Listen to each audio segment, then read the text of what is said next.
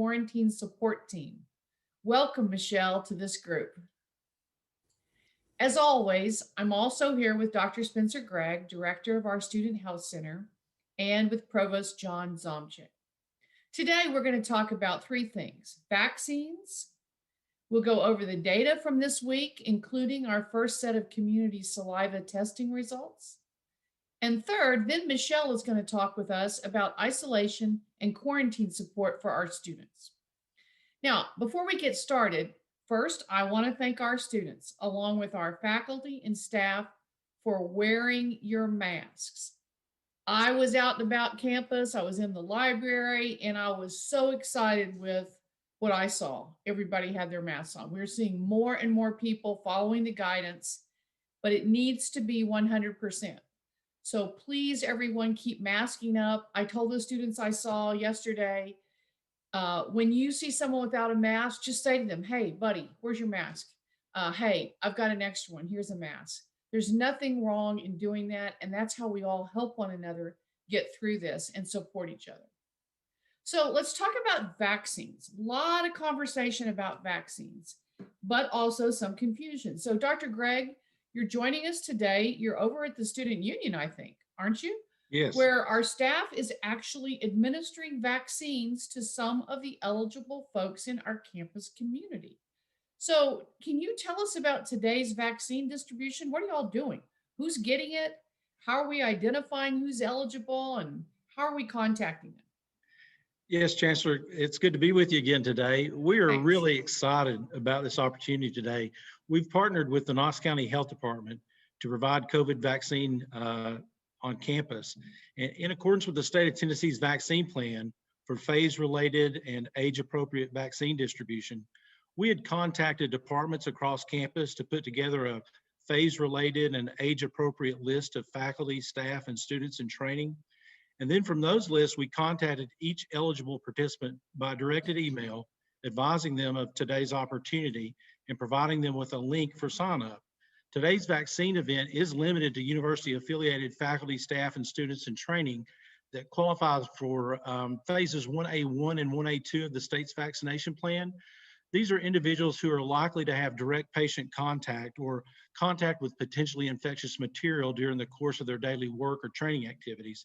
Phase 1A1 and 1A2 are primarily healthcare and healthcare-related fields. Additionally, we've contacted each faculty, staff, and student over the age of 70, which is in the current age-appropriate vaccine group according to the state's plan, and we invited them to participate as well. So we're seeing all of those folks showing up here today. That's fantastic. So Dr. Gregg, how many doses have we actually administered today? Well, we just started at 8 this morning with our first doses, and so far we've administered just under 300 vaccines, but we still have a way to go, and we hope to provide up to 700 vaccinations to this group by the end of today. Wow, that's just great.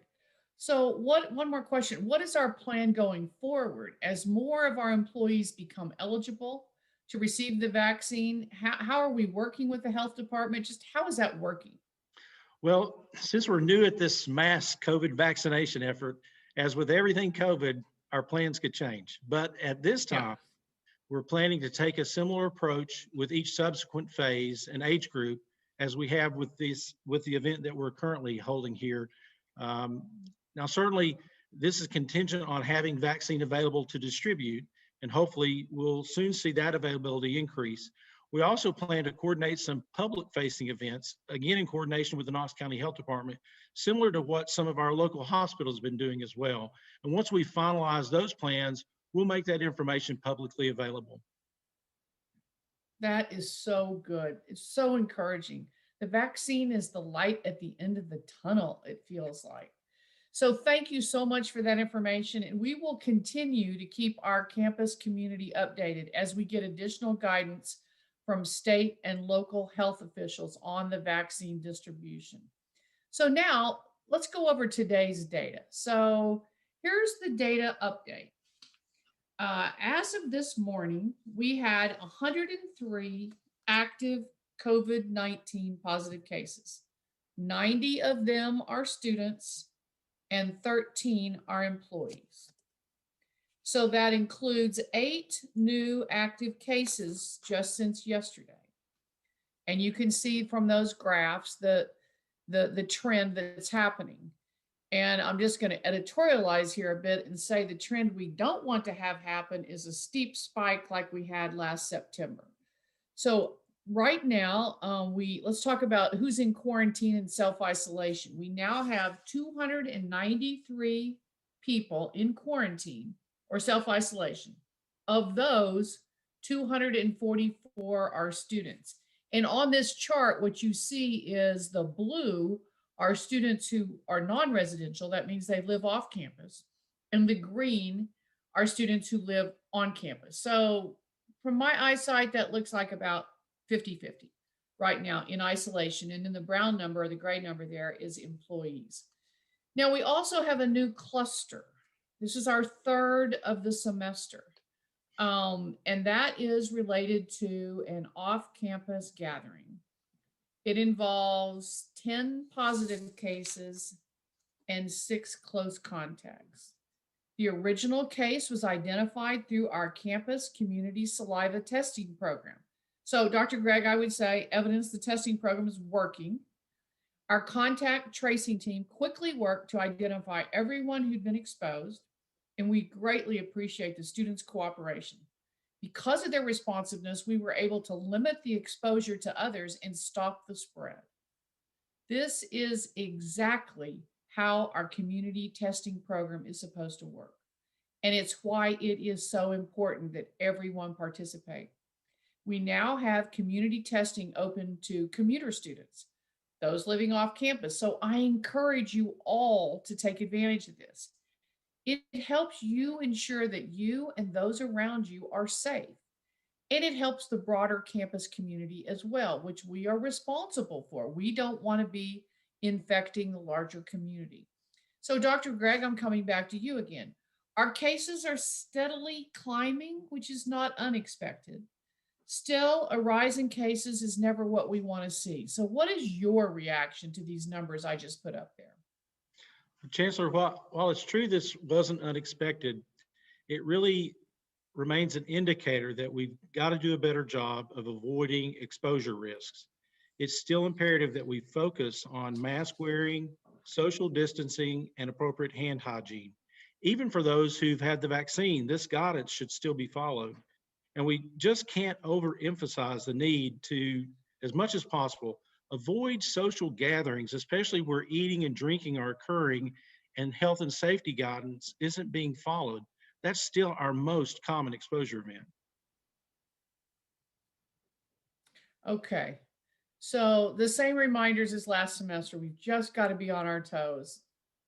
Social events, small gatherings, stay out of restaurants and bars where you're crammed in there, and social gatherings where it's unsafe. So let's talk about our testing data. For the first time this semester, we have community testing data to share with you.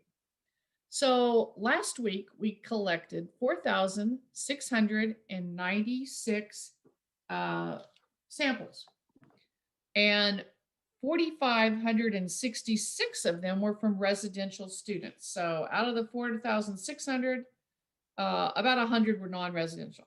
And then we tested them in pools of about 5 samples each.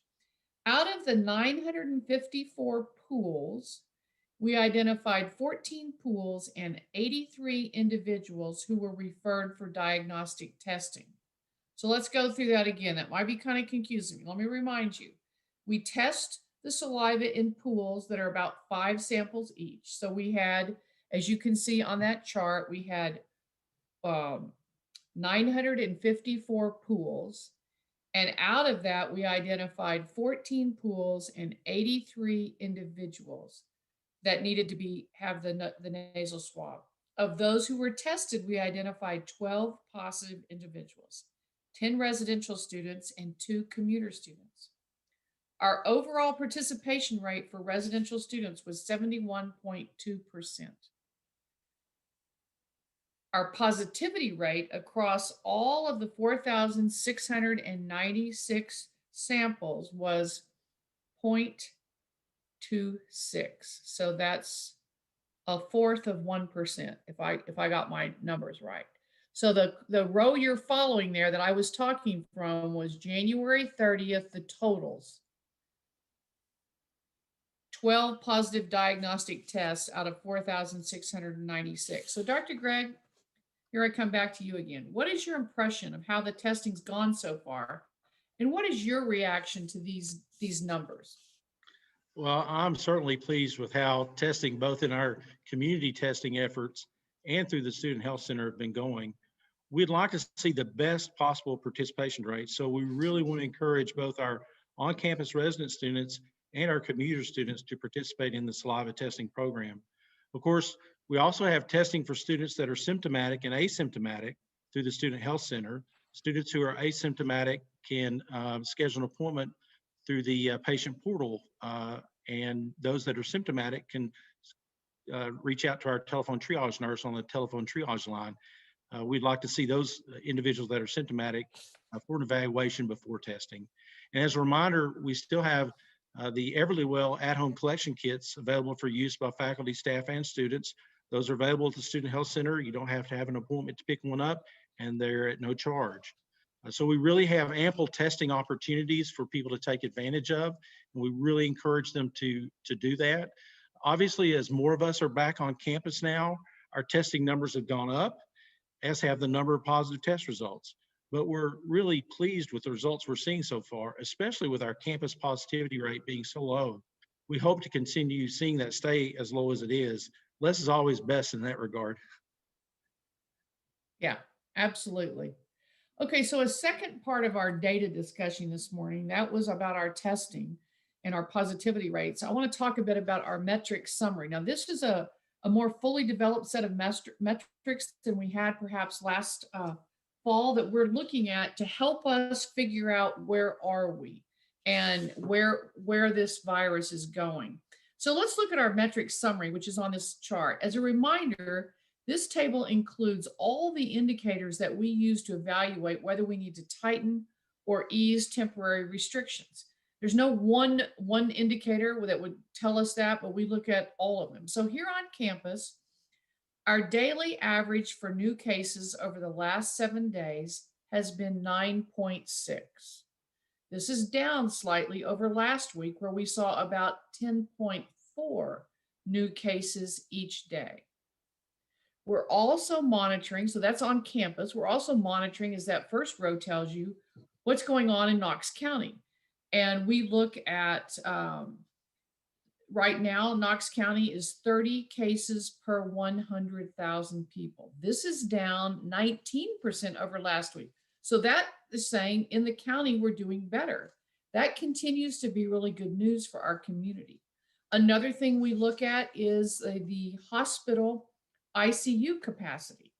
Remember, we talked last fall, a lot of what we're concerned about is we don't want to ever get in a situation where we're contributing to overrunning the hospitals. So right now, the hospital ICU capacity is at 16%. This is also trending in a good direction over last week. Overall capacity for adult beds remains at about 10.7%. So let's think in terms of our capacity to respond to positive cases here on campus. That has to do with our care in quarantining and isolating students. So our capacity to respond to both those groups of students, those who test positive and those who need to quarantine, remains very high. Our contact tracers are still responding to all cases within 24 hours, and our diagnostic testing at the Student Health Center has a 1.5-day turnaround. All of those are metrics that we're pleased with. We are using about 8% of our quarantine beds and about 2% of our isolation beds. With that, I really want to thank Dr. Greg for joining us today. We're going to let you get back to your work there at the clinic and vaccinating more people. So thank you so much for all your leadership, Dr. Greg. Thank you. It was a pleasure to be with you this morning. Okay, so now we're going to move on and talk about our isolation and quarantine support for our students. And as I mentioned at the beginning of our update, we are joined today by Michelle Dorsonville, who is handling our isolation and quarantine support for students. Since we first returned back to campus in August, we have really learned from our experiences. and we've listened to students to try to create a robust system to help our students who are having to quarantine or isolate. Michelle, can you tell us a little bit about what a student experiences from the time they find out they are either positive for COVID or have been identified as a close contact through when their quarantine period ends? So that whole continuum. Yes, of course. So our team, the isolation and quarantine team, supports students from the moment that they are assigned to a location until they are back to their permanent residence hall. We know that having to relocate can be stressful, so we call students very shortly after they receive their location assignment to help them prepare to move. We also help students coordinate transportation and meals if they need them. Now, once a student has settled into their assigned location, we continue to call and text students throughout the duration of their isolation or quarantine period for check-ins. These check-ins are important. During these check-ins, we want to make sure that the student is doing well, physically, emotionally, and academically. If a student needs any additional support for those areas, we make appropriate referrals to our campus partners. Now, we do a lot of the outreach to our students by calling and texting, but students can also call and text us. We are here for them 7 days a week if they have any questions or concerns that they want to share with us about their experience. Oh, thank you. That's great news. So here's another question. Tell us a little bit about Massey Hall and what it's like for students who choose to go there because they've tested positive and they need to isolate. Right. As you've just said, Massey Hall is the location for all students who have received a positive COVID test result. Even though all students assigned to Massey are isolating, they do not have to isolate in their rooms. Being social is encouraged and helpful to students' mental health during this time. Massey has really great amenities, including an exercise room, pool table, ping pong table, cornhole, and a TV lounge on each floor. Meals are delivered to Massey, but there's also a free pod market on the first floor for students who may want a snack or drink in between their meals. And on top of all of that, there's an outdoor courtyard exclusively for students who are living in Massey so that they can get some fresh air. And once the weather warms up, we hope to host movie nights outdoors for fun socialization. Yeah, so and you point out there another important thing to remember is if you've tested positive, you can be around other people who've tested positive if you feel like it. And so Massey has, as you just mentioned, a number of opportunities for socializing and being with other people. So here's one last question. Michelle, you've had a chance to interact with a lot of students who've been in isolation. That's if you've tested positive, or quarantine. That's if you are a close contact but not positive.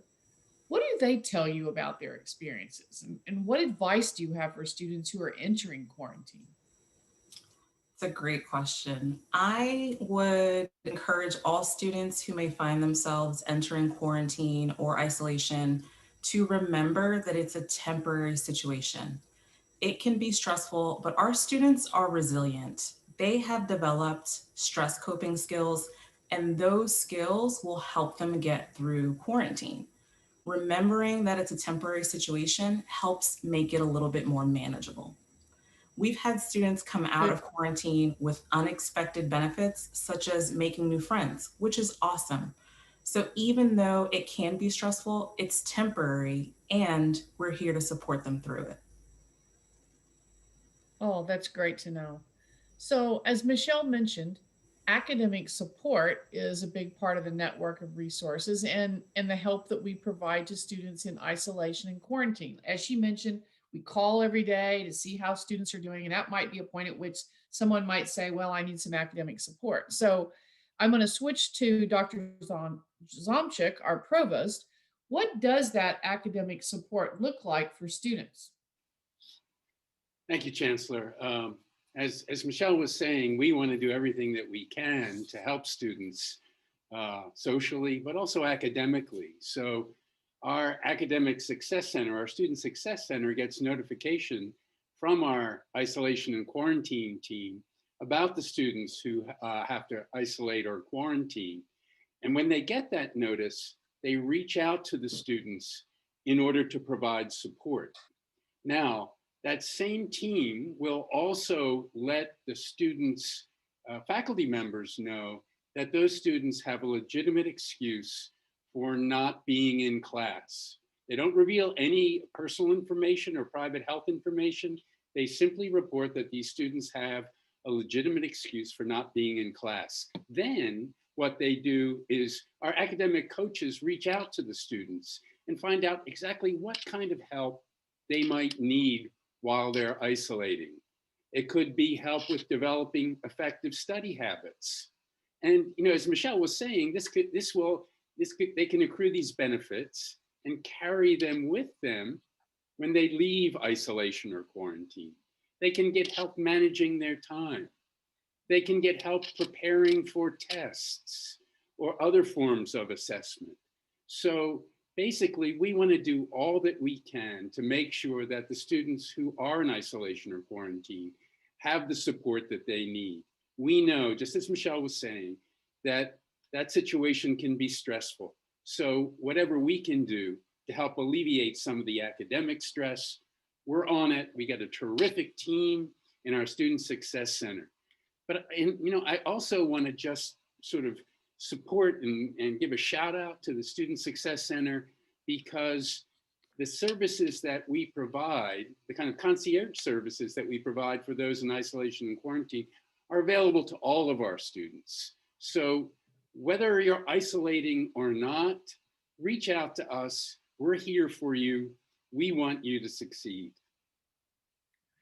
Thank you so much. If I could just summarize what I think we've heard today, it is we're set up and ready to go with vaccines as soon as we get dosages and as soon as our populations on campus reach the age level or the priority group. Dr. Greg talked about that and left to go back to be giving more vaccines. We also talked about the fact that our testing is showing that our participation rate is going up. I want to keep asking the students in the dorms to make sure you're participating in that. We're at 71%. We need to get that closer to 90. So keep going. Thank you for that. But the testing we're doing is helping us isolate these clusters early and stop other students from it spreading. And so that's really fantastic. Our positivity rate is less than 1%, not even a half of 1%. So that's great. The other thing that you heard, was so nice having you, Michelle, on here this morning. I hope everyone can just sense the feel of comfort and support that Michelle, even just her presence here, it permeates throughout the support that we're providing students in quarantine and isolation. And actually, we're having students telling us it wasn't that bad. I made a few new friends, and I heard one student tell me I actually caught up on a lot of my studies when I had to quarantine. So there are positive ways to look at it. And then finally, Provost Zomchik has reminded us that we have tremendous academic support for our students, especially in the time of COVID. So I want to thank everyone for being on this Zoom this morning. Thank you to those of you who are going to watch it later. Thank you, Michelle, Dr. Greg, Dr. Zomchik for being here, and to all of you for tuning in. So until this time next week, I hope everyone has a safe and happy week in the coming days. Thank you all.